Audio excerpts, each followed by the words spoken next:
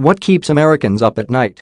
For 3 Chapman University sociologists, the answer turned out to be far more surprising than they'd expected. Christopher Bader, Edward Day and Ann Gordon started the American Fear Survey in 2014 as a way of finding out whether Americans really understood the state of crime in the United States. Bader and Day specialized in criminology and knew crime rates had fallen precipitously over the past 20 years, but suspected the average American was far less informed. So they engineered a public opinion survey asking respondents to rate on a 4-point scale how fearful they were of a variety of subjects. These included some of the obvious phobias, like snakes or clowns, but also more serious topics, things like crime, natural disasters, and political and economic issues. They also asked broader questions about the participants' news habits and knowledge of basic science. The researchers' goal was to get a sense of where crime ranked in the vast landscape of fears, higher or lower than spiders or loved ones dying.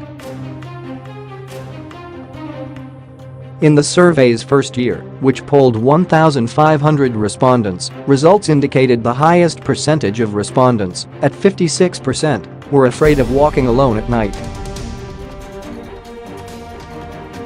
They also found that more than 50% of people felt unsafe asking for help from a stranger if they ran out of gas on the side of a road. The results were almost exactly what the researchers anticipated. Crime was perceived as a pervasive problem. When people become too afraid, they tend to isolate themselves, which has negative personal consequences and also ripples out into the community, Bader says. If the group could combat the scourge of fear, it might bring positive impacts that stretched far beyond the individual.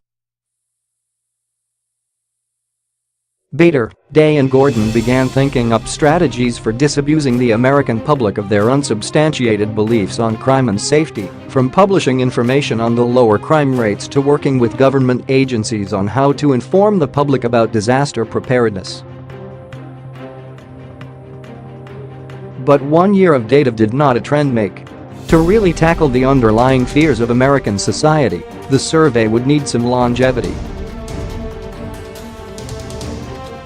Which brings us to 2017, the survey's 4th year and its most surprising results yet.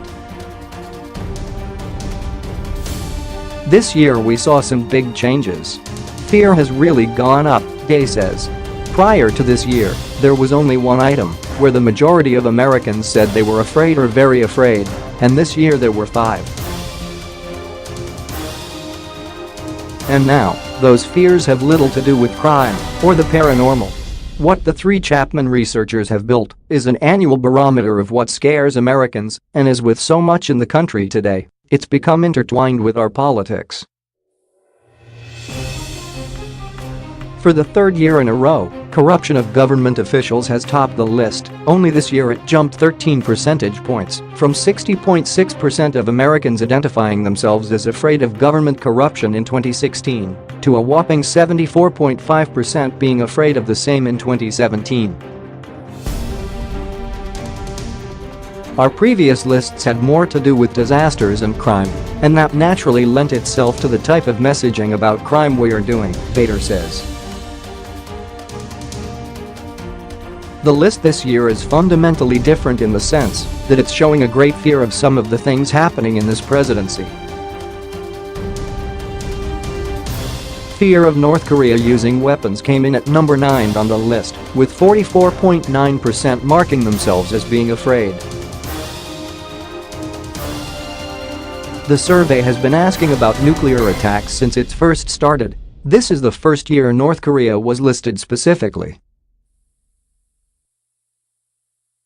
It's very difficult to curb people's fears about North Korea when frankly, North Korea and how it's being addressed is very scary, says Bader. Another first this year was environmental concerns appearing in the top 10 list of fears, of which there were 4: pollution of oceans, rivers and lakes, pollution of drinking water, global warming, climate change, and air pollution. And the survey was conducted before Hurricanes Harvey and Maria and the ongoing California wildfire crisis, with questions sent out from June 28 to July 7. The researchers ascribed the increased environmental fears to media coverage of President Trump's decision to withdraw from the Paris Climate Agreement and cut funding to the Environmental Protection Agency, as well as coverage of the lead in the tap water in Flint, Michigan. Topics that appear in the news are particularly highly correlated with what people mark as fears, the researchers have noted since the first year.